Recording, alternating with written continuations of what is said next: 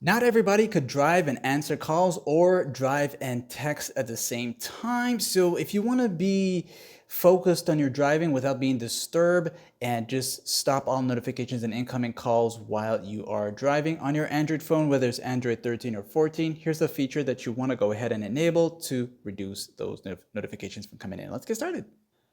Whether you're on Motorola, OnePlus, or any other Android phone, use the quick access and go into the quick settings by going into the toggle right here. Once in this section here, you'll be taken to this part of your phone, and I want you to go all the way down to the part that says Google or sometimes Google Services right here. Once you enter into that there, this one here, you'll be taken to the part that says Google Services. You're going to see your email address around here and tap on where it says All Services. And from here on now, right in this part here, I want you to go down to the very bottom section until you see Driving. You're going to see the Driving section right there.